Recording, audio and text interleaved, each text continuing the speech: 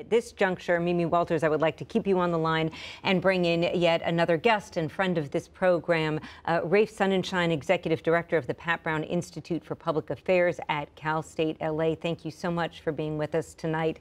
And as someone who teaches political science, and we even saw tonight some of the senators remarking on these pivotal moments that have happened in American history, just the gravity of this all. How is it resonating with you this evening?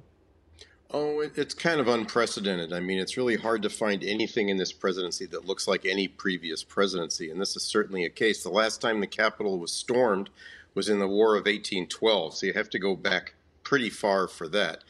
There's been unrest in Washington. There were battles over the Vietnam War. One thing I will say that was different this time is federal forces always defended the federal buildings, including the Capitol, with massive and overwhelming force. And what startles me and stands out in historical perspective is the abandonment of the members of Congress and the U.S. Capitol by the national government. And I think reporters should be digging into how that happened, who gave those orders or lack of orders, but they were left to the protection of the city police and the Capitol Police. And they're going to be looking at this and should be looked at very quickly. That's unprecedented. I mean, that is just, I have no words for that. No, it's very stunning. And there have been images flooding social media today of law enforcement officers taking selfies with these extremists who stormed the building, of them just basically walking on up. And Mimi Walters, perhaps you can give us a sense, you know, for those of us, we're on the opposite end of the country. So some people up there, maybe out there, might think, oh, this is something that can happen. You can just walk on up on a day like today. Does this shock and surprise you? And what do you think might be behind this?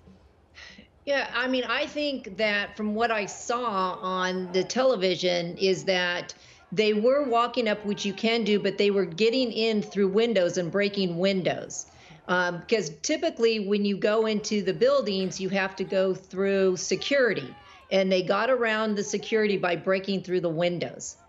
I'd never seen anything like that before.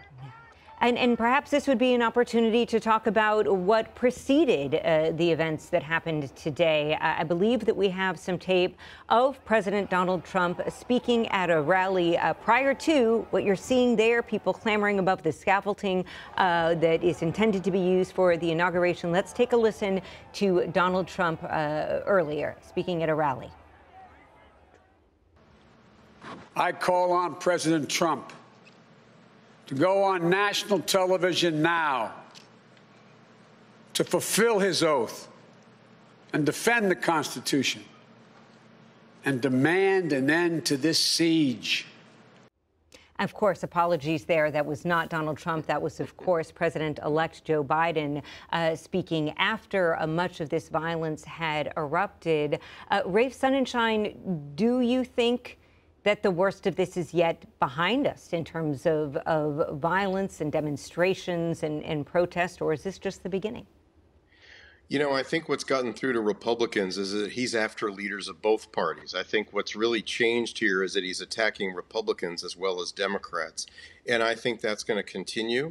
And I think there's a feeling in the leadership in both parties that even with only 14 days left to go, there's no telling what Donald Trump will do. And I wouldn't be surprised if people are pulling out their law books and trying to figure out what course there is. Vice President Pence really took a step away from the president in the comments he made this evening when the Senate reconvened. That pretty strongly condemned the incursion, and in no way was similar to the Pence who was always kind of just one step in the shadow of Donald Trump. So who knows what steps people are considering, but I think people think 14 days is a heck of a long time if somebody is able to energize a mob to basically sack Congress. That's an amazing thing, and to stand down the federal forces that are supposed to protect Congress. Those powers are still in his hands, and I think people are very concerned. And now for the first time, I think that concern is in both parties. It's no longer just Democrats complain about Donald Trump. I think you could see it on the faces of the leaders of both parties for the first time. Yes, and a number of resignations today and expressions of intent to resign within the White House. Mimi Walters, The 25th Amendment is apparently being discussed this evening in Washington, D.C. Do you think that there is a real prospect of that being enacted? Well, my understanding, it is being discussed, and I think that probably could be enacted. Obviously, I'm not having a seat at the table, so I don't know what kind of discussions are going on.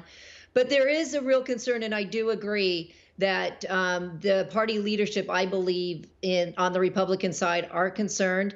And I was very impressed with Vice President Pence today. He was a true statesman and showed true leadership and said what needed to be said. I do want to tie everything that has been happening today in Washington, D.C. to our lives here in Southern California. And Rafe, I'm going to tell you a true story. Last night, I was driving along the 10 freeway and I saw a number of signs hung, and some of them very untrue, derogatory statements and allegations against Joe Biden.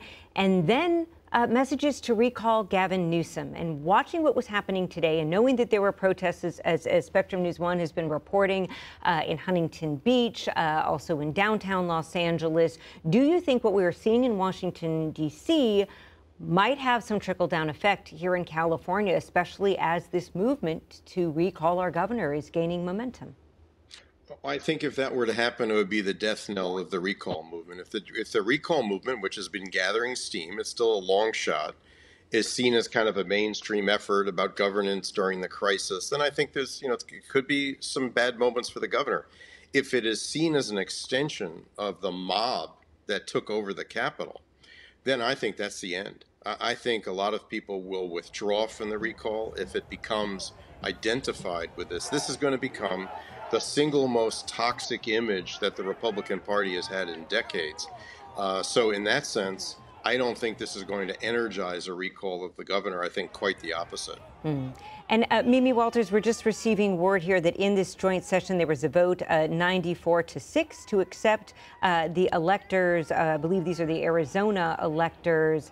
Can you just talk us through what the next 24 hours might look like in Washington, D.C. in terms of what was usually a very straightforward process that might take place over the course of an hour or so that has now become a moment that will be written about in history books for years to come?